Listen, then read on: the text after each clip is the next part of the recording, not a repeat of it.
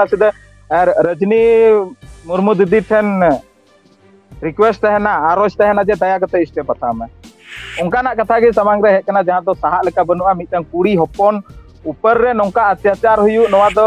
मतलब सिंपल भाषा रे गजो आय उनका फिर जितन मतो तो आको ओड़ा रना फैसला हो नोवा कना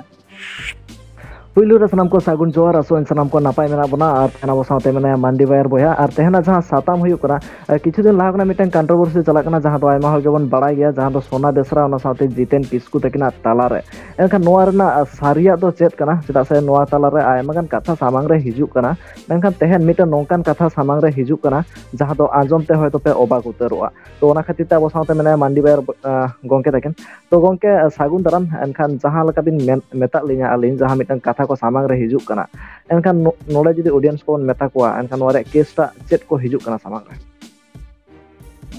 आयमा आयमा सराह संताली न्यूज़ बॉय और तिने ऑडियंस दो नोवा वीडियो पे नेले हा जतो को आयमा आयमा सराह और सनाम कोन माडांग दो नोवा सता जोहार सगुन जोहार और इन दो मरडी बेयार और नितुम दो अभिषेक मरंडी कांतिया इन दो बिहार से कोन बिहार जमुई डिस्ट्रिक्ट सोनोपत तो नोवा जो कुछ दिन कौन बन नेलदा जे नोवा वीडियो वायरल कना आयमा ज्यादा गे मतलब सोना बेसरा से अलिसा बेसरा उनी मिटन गया और फिर जितन किस्कू जहां दो अबेना इंटरव्यू रे होय हे कना अलिंग हो कॉल रिकॉर्डिंग आमालिंग अड़ा काते तो नुकिना कथा रना हे कना बोले जितन किस्कू मेने तना बोले पैसा जम का तिया पैसा 15,000 इन एम का दिया और स्क्रीनशॉट को मेना गया हालांकि स्क्रीनशॉट तो अपनार दो उना यूट्यूब रे जानकारी बनुआ उना तो यूट्यूब रे बांग अड़ा हुई कना बंखान सरी तो सरी की पैसा तो आतांग का गया अपनार से पूरा प्रूफ मिला मेगान अगर आबेन हा बेन अड़ा दड़े का जहां लकाते होड़ बन उदु दड़े का तो उदु को बेन मखा लिन दो लिंग बतर ᱧᱚᱜ कना स्टैक न्यूर का लिन से बसे न्यूर लिंग उना इयते अदो उनाते उना को उदु लिंग बतर कना अदो आबेन बसे उना जानकारी हेना तबेन गया उदु दड़े आबे तो सरी की पैसा तो जम का गया ना तो पूरा मतलब सरिया कान गया और सोना बेसरा जो एतोहब रे जो जोहार झारखंड रे इंटरव्यू अगु किदा इना पोरे खय गे आपो बन उरुमिया ओना लहा खन उरुम दो थोड़ा मुश्किल के तहे कना कोई बांग खाली वीडियो वायरल कान तना फेसबुक स्टेटस रे इवे नेल बड़ाय तहे गया तो कथा हुयु कना उनी गिद्रा दो इंटरव्यू रे जो तिने कथा रोड कदा ओना दो एकेन उड़ी ना कना ओना मतो अपनारा वीडियो रहो साबित हुई कान गया अपनारा जो मरंडी बेयर यूट्यूब चैनल रे ओना रहो साबित का गेम बोले नोआ दो एकेन एड़े कना जे नुई दो रिलेशनशिप रे तहे कान गया नुई जितन किसकु साथे नोआ को सनाम लिंग ले सदर कदा और नोआ दो पूरा जतो हड़ को बड़ा ठीक कदा जे रिलेशनशिप रे तहे कान गया और उनी कुड़ी गिदर सला हो बात हुई लेना और उनी होय मेन का गया है इंटरव्यू रे दो ओना दो गलत की रोडदा एड़े की रोडदा मेनते ओंडे दो ओके ना मिटांग कथा निका सामने कना जे जहां दो अपनारा माया मुसेब मतलब मिटान जेलका गरम गदो से अपनार तो पारा होला मंदिर को पूरा गरम रगी मेना लंगा तो थोड़ा बसे खुशी तो हाँ बापे नेलिया चदा जे थोड़ा रगी टाइप ᱧᱚᱜ रे मिनेया इन दो चदा जे उनकाना कथा गे सामांग रे हे कना जहां तो साहा लेका बनुआ मिटान कुड़ी हपन ऊपर रे नोंका अत्याचार हुयु नोवा दो जहां गे तहना कोड़ा हपन ऊपर रे हुयु कुड़ी हपन ऊपर रे हुयु साहा लेक तो अपनार दो बनुआ चाहे उनते दो जहाना गे हुयु तो मिटान कथा सामांगो कना नोवा कथा दो चेत हो बांग होला मंदिर हो कॉल रे गलमरा हुईना फिर तिहिन हो कॉल रे गलमरा हुई कना जितन साथे तो उनी कुड़ी गिदर तकिना कॉल रिकॉर्डिंग ई अड़ा लेदा बांगमा बनार की रबेन ना मेनते अंजो मका गया बन कुछ मतलब कम बेसी हर द बनार किन है हूं किदा खुशी ते अलिंग टाइटल रे होली ऑल केदा ओना वीडियो टाइटल रे होली ऑल केदा दोंग सगोय हुयु लगी इना खुशी लिंग बुझेव केदा जे जहां कोड़ा आया दुलड़े ᱧᱟᱢᱟ से जहां कुड़ी गिदर आया दुलड़े ᱧᱟᱢᱟ चलो भाई एक तो कंट्रोवर्सी एहो कान तना क्लोजो कना कोई टेंशन बनुआ तो बनार किन है हूं किदा रिकॉर्डिंग हुली अड़ा कदा तो ओके चलो अडी खुशी लिंग बुझेव लगा बाद रहा ओना वीडियो अड़ा बाद गी मतलब होला मंदिर लेका वीडियो लिंग अड़ा कदा मंदिर हेलो होला नो गे सता से कॉल है लिंक कना जितन किसकु ले लिंक कना बोले आले दो बेसरा जद दो बांग गानो तलेया मेनते आले दो बेसरा जद दो बांग गानो तलेया आर ले अगु लिखाय तो अलिया मरंडी बेयर यूट्यूब चैनल रहा हजू कना ओना वीडियो हो उसरा तिहिन के हजुआ चे लिंग गलमराव कना और रोस्ट के साथ हजुआ हार्ड रोस्ट के साथ हजुआ दया कते नेल तबन पे और अबेन हो इंते लिंग ले बेंगरा नोआ क्लिप द आलोचन के तनी काटी ठीक है बांग तो मतलब अबेन बुझेव दड़े अबेन नीते मेन दे बेसरा जद दो बांग गानो तलेया मेनते आय बाबा ᱧᱩᱛᱩᱢ तेलिंग गलमराव कना आय बाबा सला है गलमराव चोके लिnya अदो बुई दड़ा आय बाबा कान गया लिंग दो चिका लिंग बड़ा फोन रे दो हेसे आय बाबा सला लिंग गलमराव ना नितो तो आय बाबा के लिंग ᱧᱩᱢिया उनी हम मेंदा आले दो बेसरा कोड़ा गिदरा राज बाबा Mid orang kuri Jitan reyag do se Kisku aj baba, kora aj baba, acha acha ha ha ha kora aj baba.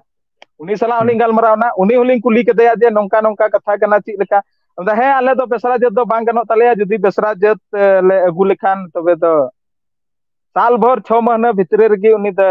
Chilka change road के दाना कॉल रिकॉर्डिंग हाप कान जमा बुटू दो आसे मतलब सिंपल भाषा रे गजो आय उनका नवा कथा होइना मिटे फिर लिन छानबीन केदा लाहा खन की निया तो जानकारी दो एम इदी मतलब अली हो बलिंग बड़ाय कान तना जे नोय नवा कथा कना मेनते जो मेन जड़ रे कथा कना नीत हाल लिन लेदा जो लाहा रे मिटा कॉल रिकॉर्डिंग ए कुला लिया जहां दो पुलिस थाना खय को कॉल अदे थाना बसे और को बड़ा का खय एंते अदो पुलिस थाना मेनते उनको को गलमरा कना उनको दिकु हा अदो जरूर पुलिस कोन के को तहनवा थाना कोन के चदा जे रोड रना रोब उनका के बुझे कना ओना रिकॉर्डिंग रे तो ओना कॉल रिकॉर्डिंग दे माराली अंजम लेदा नोय नवा कथा li अंजम कदा जहां दो पूरा इदरी लिम बुझेव केदा जे नुई कोड़ा दो छडुवे गया मेनते नुई कोड़ा दो छडुवे गया नुई रेन दो बहु मिनाया अच्छा बहु नीत हो मिनाया ताहे कान तया दो बा नीत हो प्रेजेंट गया प्लस रे बारिया कुड़ी गिदर हो मेना केना बारिया कुड़ी गिदर से कोड़ा गिदर नवा दो इसलिए कंफर्म मिनाया कुली दो बइन कुली का को गिदर दिन कुली का को बारिया हेना केना नवा दो इसलिए कंफर्म मिनाया चदा जे कुड़ी गिदर कान गया किन चदा जे नी जितने ले तना अदो सरी कना एड़े कना ले तना बोले कुड़ी गिदर मतलब कोड़ा गिदर बको हुयु कानते आर मिते बापला को मेन काव दिnya मेनते उनका ले काव दिnya अच्छा तो ओना इयते बसे कुड़ी गिदर कान गया किन उनकिन दा ओना कथा कना आर कोड़ा गिदर बको हुयु कानते आर मिते बापला को मेन काव दे बुझेव दड़ा बे नुई दो मितन छडुवे कोड़ा कना जहां दो बहु मिना तया नितो अवेलेबल नवा निंका दो जहां चिका हुई कथा दाड़े बिन मेन नीते केदा मिड उडang नवा जहां कथा बिन मेन केदा जे उनी बाहु मेना तया एनखान नुकिन जहां लका नुकिन तलार कंट्रोवर्सी तैयार कना ओकय सारी किन लेदा ओकय एडकिन लेदा चेत हो बांग बुझा kana एनखान नवा कथा ओकय मेता बिनाय अलिन दो इंटरव्यू जो लिंग नेल केदा सोना बेसरा से अलिसा बेसरावा उनी मिटन गया जहां ता गया लिंग में एनर्जी बुझो पे तो ओना इंटरव्यू रे दो गलती आर जे सब जितन ओना वीडियो भेजाव केदा व्हाट्सएप रे वायरल वीडियो कुड़ी जा तो ओनार दो सिर्फ निने गी मेन हुई कना जे रिलेशनशिप रे बइन ताहे कना बइन बड़ाया उनी कोड़ा ओना दायते ओनार दो उनी कुड़ी गिदर दो एड़े साबित हुई कना से गलत ए रोड़दा अउरीना ए रोड़दा नोवा साबित हुई कना तो इंटरव्यू हबी दो उनी कुड़ी दो एड़े गी रोड़दा ओना जोहार झारखंड रे दो मेनखान नोवा दुलड़ दायते जो 4 साल खय दुलड़ हेना तकी नोवा को तो जतो सरिया कान गया और 4 साल खय दुलड़ हेना तलिंग कुड़ी गिदर सला कॉल रे गलमरा हुई कना उनी मेन कदा बोले इन दो बाय ले काव दिन थना जे नुई दे छडुवे गया मेनते तो बाय ले काव दिया नुई दे छडुवे गया मेनते से बहु मिनाते मेनते जहां कुड़ी सला जहां आय बहु सला गलमरा चोय दे थना उनी दो आय दीदी मेनते गलमरा चोय दे थना उनी कुड़ी गिदर निये होय मेन कदा कॉल रिकॉर्डिंग रे अंजम पे हा निये होय मेन कदा बोले इन दी सक के तहे गया बसे कोय बोले आय बहा जवाय कते चिकाते आको ओड़ा रगे तहेना ओना दो उनी कुड़ी गिदर दो मेन तराय गया मेनका एन रहो हुई दाड़े तो ओना इयते उनी दो आय बहा मेनते गलमरा चोय दे थना तीरे नुकी रिलेशनशिप रिकिन हेना इने पोरे गलमरा कते उनी आय बहु सला गे गलमरा कना जितन आय बहु सला गे उनी कुड़ी गिदर गलमरा कना अरे मेताय कना बोले इन दो बाम बड़ाया उनी आय बहु कनई मेनते तब उनी कुड़ी बड़ाय दाय बोले नुई आय बहु हम ने लार दो बाय बड़ा 2021 रे बड़ाय दाय नवा कथा तो जे उनी आय बहु मिनाया मेनते और होनो जहां घटनाटा नोटा ओकय ले बिनाय नवा जो ये बहु मिनाय ताय नवा बहु मिनाय तो ना खुद जितन गी ले का जितन किसको उनी कोड़ा गे उनी कोड़ा होय ले केदा फिर ने कुड़ी गिदर होय ले केदा मतलब अलिन दो लार दो डाउट है आलिया ना कॉल रिकॉर्डिंग ने अंजम केदा पुलिस थाना वाला तो ओना रे डाउट है आलिया जे आपका तो एक शादी भी हुआ है ता ओना कॉल रिकॉर्डिंग रे मेन केदा नहीं हम उसको तलाक दे देंगे उनका मेन का है तो ओनार लिंग सक केदा जे बहु मिनाय तया से बनुई ता तो लिंग कॉल दे थना हेंदा बहु दाय तम रोडे काम ते बाम मिनाय गया उनी दो उनका कवा लिया उनी हो ले का लिया फिर कुड़ी गिदर हो पूरा डिटेल ले का लिया और नोंका कते मतलब कि एहो रे दुलड़ दो कुड़ी गिदरा मेन कना जे मैसेंजर ते मतलब फेसबुक मैसेंजर ते बात बात नंबर लिंक एम जोना कावना और कोड़ा गिदर ते मेंदा बोले रॉन्ग नंबर ते कॉल कते इन गलमराव का दिया बोले कुड़ी गी इन लाहा ठने कॉल लेदा बोले इन ठने कॉल लाहा लेदा और इसके बाद गलिन दुलड़ कदा मेनका दुलड़ दो 4 साल खय कान तकिना नवा दो सही कान गया बनार से खय नवा दो किन स्टाम्प हस्ताक्षर का मतलब मेन कदा के तो मतलब निये तो गारंटी ना मतलब अपनारा मेन तो निये कना जखन कुड़ी गिदर तकिना दुलड़ 2019 खय हो कान तकिना aling ina habi ling kuli kita kuli kita akhir jahan ta messenger te nomor emade the ona ID hena tama de menda ona bole ona jo password teh kana Facebook rena ona ko joto koy kidinya ar inya ID change ke tinya mente onka to ona ko do bai uduk dare da menka messenger tigi em ka de ar kuri gidar apnar boyha manaw kate alinga le kawalnya jahan do seriya kana ar seriya le ghadi ho anjom pe recording chet leka uni bai le chwai kana mente chet leka dabaw deya mente alin tina pressure lin teh kana unre phone re baat re बुझो दड़े आप call recording रे मतलब पूरा pressure करते पूरा रोकाव टोकाव करते उन्हीं कुड़ी गिदर आया सरिया लय कदा नवा कथा जे जो बहु मिनाय तया नोंका हंका अलिन लहार के अनुमान ली लगाव का था कुड़ी गिदर जे नवा गे हाय लया मेनते अलिन दोली अनुमान ठीक काते गा मेका एनरो आया मुचा को अंजम सना लिन थना बोले ठीक कथा कना मेनते आर नवा तो गारंटी कना कुड़ी गिदर दो या तो फसाव कान या तो नुई रे झली ने से चिकाय ने इसे नवा दो अलिन पूरा ताव कते ली मेन दाड़े जे नवा दो एड़े रोड कते गी उनी कोड़ा दे झली कते अलिंग हो मिटन कोड़ा कान गया लि मेका गलत रे तो कोड़ा तो बलि सपोर्ट तो एनका नोड़े खना परिष्कार कना जे जितेन जहां कथा को मेनदा नो पूरा एड़े कथाय लैदा आर तैयार कते मेने ताय पूरा एड़े पूरा उनी दो एटा कथा दो चिए रोड का एड़े दो सिर्फ मिटन कथा नि हो सरी गी रोड का बोले टकाय जम का तिnya टकाय एम का दिया नवा कथा सरी कान ताय सरी ले कता टकाय जमा कता ओना साथे नवा जे रिलेशन रेकिन ताहे कना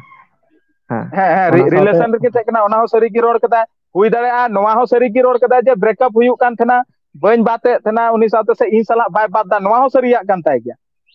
मेका डाउट हा नोय नोडे मेना नवा दो इं हो इने क्लियर दो बन एम दाड़ा चेदा जे बान दो उनको उन जितन किसकु तो ओड़ा सुर रेन दो बांग कने जे इन पूरा डाउट क्लियर कते ले दाड़ा तो नवा कथा रे डाउट मेना जे नंबर का को किन नाम जोनायना कोड़ा गिदर बेगार की मेंदा कुड़ी गिदर बेगार की मेंदा नंबर का को किन नाम जोनाना नवा दो बलिंग क्लियर दाड़ा जहां को जे नामा कता ओना दो बाय मैटर रहता है मेकान जितन जो ले का बोले निंक टके नाम का दंका अदो भाई टका मा दुलर लगे मा दे थना से अगर आम टका मा दिया तो नितो उनिया इज्जत जो लुटेव के तया पे दिन ओना मतो छोड़ो पे दिन आम एम दोहल दिया रिलेशनशिप रे ओना खुद इंटरव्यू रे ले कदा एलिन थे ले कदा फिर आम वीडियो वायरल लेते ओना रे हिसाब दो कोई माय ओने हां जितन जितन नितो जितन को बताया आम नितो 15000 बदल 15000 बदल आले 45000 ले माम कना उनिया जो जो लुटेव का तया ओना रुवर दाड़े तया जितन ओना साथे जितन रे मिटो ऑप्शन ताहे कना जेहेतु ने एड्रेस ए बड़ाय ताहे चला कते आज माझी बाबा लई दाड़े के आको आतो रे किंतु ओनाटा बाय कराव करे जितन बा ओना होय मेंदा ओड़ा त दो बाय दी कदे नवा हो मेना ओना रे हो किन मेंदा ना कुड़ी गिदर ते मेंदा आम दो कुड़ी गिदर ते मेंदा आम दो आले ओड़ा में हे को इन दि रिलेशनशिप रे मेना लगा आले ओड़ा में हे को तो कोड़ा गिदर होय मेंदा बोले इमा ओड़ा मा बाम दे घड़ी घड़ी बररुआ किन न्यूम का कासे मेना बलिन ले दाड़ा दो मेना या जरो तो बररुआ बम होवे कान था उनका ना कुछ कथा हुई कना तो ओड़ा दो बाय नेल का कोड़ा गिदर दो एनका नितो जखन नुई इदी लेते कना एनका नितो जितना डिसीजन दो फाइनल नवा कना जे बाले जोड़ाव दड़े बेसरा जेतर दो बाले जोड़ावा आले दो बखा को गजो तले फिर जितन मतो दो आको ओड़ा रना फैसला नवा कना आर होला नो कुड़ी गिदर तक को बात केदा तबे ओना गे तो लहा दो टाका लगी वीडियो वायरल केते पैसा बा एमाम कना मेनते आम ठे कॉल बाय उठावे तमा मेनते वीडियो वायरल केते नितो दो मेनदा बोले पैसा होबान चाहिए कना आर दुलड़ होबान चाहिए कना नितो नवा कथा चाबा को खान की ठिकुआ बोले अदो वीडियो चल गया वायरल केते फिर नवा दो लार दो ये बाम फैसला दड़ेदा अगर आम ठीक गया बेसरा जत बांग गनो कन तो बेसरा जत दुलड़ दाम चल लगी अबरी कॉल रे मेताव लिंक ना आपिंग अंजम पे कना रिकॉर्डिंग कॉल रे मेताव लिंक ना बोले इन दो बइन बडाय कान लहा दो बेसरा जत बांग गनो तले अबे कटी खोय गी आबो को सिखाव दिए बना जे लिंक मरंडी कना लिंक कटी खोय को ले अगु लिंक कना तब खोय लिंक हुसियर ना उन खोय जो बोले किसकू बेसरा बास्के नुकु सला दो आलो नुकुआ दो बांग गनो तबना उनका ले अगु काला बसे आबेन हको ले कवा बेन गया आयो बाबा जे से बका इने दो जानकारी तहन तबेन गया कोई सला गनवा बांग गनवा मेनते तो नवा दो ची कना जे बइन बडाय कान तना मेनते आर नेतार मा 4 साल लहार दो बोले तोवाम नुनुये तना मुन खराब कना बे नोका नित नुकिन माने जितेन दियते चेत स्टेप हताव गनवा जितन इदियते चे स्टेप हताव गनवा मतलब ओना मा कुड़ी गिदर सला कॉन्टैक्ट लिंक मने केदा बा कॉल बाय रिसीव तलिया अगर कॉल रिसीव लेखा आली से को तो सीधा ओपिनियन तना नुई करवा हुयु मा और जहां जुदी कुड़ी गिदर रेन जहां कना पे जहां कान तबन मतलब लहा होड़ और कोई दाती रोड़े कान पे बुझाय बखा नुतुम हुई न्यूमे तबना सीधा और रजनी मुर्मू दीदी ठेन रिक्वेस्ट तहना आरोज तहना जे दया कते स्टेप हताव में जेलका उनी कोड़ा थये दे थना उनी कोड़ा सा चो कदेया उनका गी नुई कोड़ा सा चो मा इnye दो निये गे आरोज तहना इन दो नोंका दो सा लेका दो बाम बुझे कना मिटां कुड़ी गिदर ऊपर रे निंक एड़े रोड कते ब्लैकमेल कते निंक मतलब अपनारा दो देखो कॉल रिकॉर्डिंग आड़ा हुइलना मिटे बोले बनार की खुशी रजीना ओनारे अडी खुशी तहे कना चलो भाई जाना की हुयन आइ गिते दो या ए वायरल ते आइ गी दो दिया कोई दिक्कत बनुआ आइ साथ गे तहना मेनते मेनका नित मा मेने कान ओना हो बांग गनवा मेनते तो उनी दम बड़ी केते तो नितो दो इन दो उनी कुड़ी गिदर रन दो कोई रिलेशन दी बांग कना जे उनी या इन साइड नी थाव दा मेनते मेनका जो सच्चाई कना ओनार दो रिलेशन कान गे आइ बोया कान गे तबे सच्चाई जो हजू कना ओना लगे जतो नोंका गलत तको कमिया जतो कुड़ी गिदर रन बोया गे बनाव कते तहन हुयु तिया ना तो बेस दो बांग हुयु कना नोआ रे स्टेप हता दरकार केस आ दरकार जे ची को मेता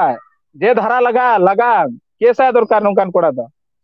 नोंकान कोड़ा खातिर के बसे रजनी दीदी हो सनाम कोड़ा बदनाम बना नोंकान कोड़ा खातिर के नोय नोंका को नेलोगो कना समांग रे मतलब उनी हो सनाम दो बांग में दरकार में का एन रहो उनी दो न्यूम कते दो कोई मेता मा नुई जितन दाद दो किसको दाद दो बोले रजनी दीदी बड़ाय कान तना जे कोई कना मेनते हां तो मतलब निया तो बेस तो बांग कना उनी रे स्टेप हथाव दरकार जे गी हुयुआ कोराव दरकार डायरेक्ट निंका तो बेस तो बांग हुयुआ अलिया मेन पॉइंट मुचे रे निया गिली मेना जे अगर आम दुलड़ बांध चाहिए आम कान तना पैसा बांध चाहिए आम कान तना वीडियो चे लगे वायरल केदा अगर आमा बेसरा जज बांग गानोआ बहु लगी से ओड़ा खो दोसार बहु अगु को एलाव का मिया तो बेसरा जज बांग गानो तमा तो 4 साल खो आम रिलेशन चे लगी आम तहेना उनी सावते अगर आम दुलड़ रे निने गी भरोसा बांग ताहे कान तमा आर भरोसा ताहे कान ताम रहो पैसाम एमा दिया तो आम पैसा एम कते उनिया इज्जत हम लूट केते उनी आम रे विश्वास ना और विश्वास ना नोआ इयते जे बासे आम दम डंगुआ गया और नितो तो आम छडुआम लयो कना तो उनी बेसरा कुड़ी सला आम दुलड़ केदम चेदा तो लोगन साइड एग्री बन गया ता हां इन लोगन साइड नोआ इदिया ता हां तुम्हार सोना बेसरा इंटरव्यू इन आगुई लागि उनी सला हो कथा हुई कना आरो नोआ डिटेल्स भाबते बन बाड़ाया ओना साथे हुई दाले इन राजनी मैम ताकि नोआ इदिया ता इन आगु किना हुई दाले ओना साथे नोआ स्टेप होबन हटावा जनो किन दिया ता लीगल केस हुई हताव दरकार आर खाली रजनी दी तो इंटरव्यू मतो दो बांग इन नोआ वीडियो धराते निये ही मताय जे इंटरव्यू मतो दो बांग कुछ स्टेप हथा में दया कते आले दो रिजल्ट नेल सना लिया बस एटा दो चेद दो बा इन उनी बड़ा सपोर्टर लिन ताहे कना लिन जखन एहो रे लय आलिया जे नोंकान कुड़ी तो बांग तहन दरकार जहां दो टाका जम कते दुलड़े इकई तमा मेनते मेका नोंकान कोड़ा हो बान तहन दरकार जहां दो टाका एम कते कुड़िया इज्जतम लूटा मेनते और बाद रे बाम दोहैया मेनते और पूरा ब्लैकमेल या पूरा वीडियो वायरल ते मेनते नोंकान कोड़ा हो बान तहन दरकार बस अलिया कथा सारी कथा इनहो उनी कोड़ा टिन सपोर्ट कान थाने इनहो उनी कोड़ा सपोर्ट कान थाने मेनखा नितो नोआ को बड़ाय काते सारी सारी उनी कोड़ा पूरा माने केस जम खाने जमाय अबेन दो अगर नोआ को खाली बकवास है खायलिन आपे वीडियो तंगी रे तहन तबन पे उसरा के तीन गी अगुइदा अंजम पे हा कॉल रिकॉर्डिंग रे चे कथा हुई कना मेनते जत्तो सरी आपे अंजमा तीन वीडियो लंबा गी बना मेनखान अंजम पे हा जत्तो बस मानखान आयमा साराव नोआ सारिया कथा को सामने रे आगु लागिद आर जहां गलती कदा उनी जहाते शास्ति नामाय ओना गेबन चाया मानखान मिचर साम को सागुन जोहार।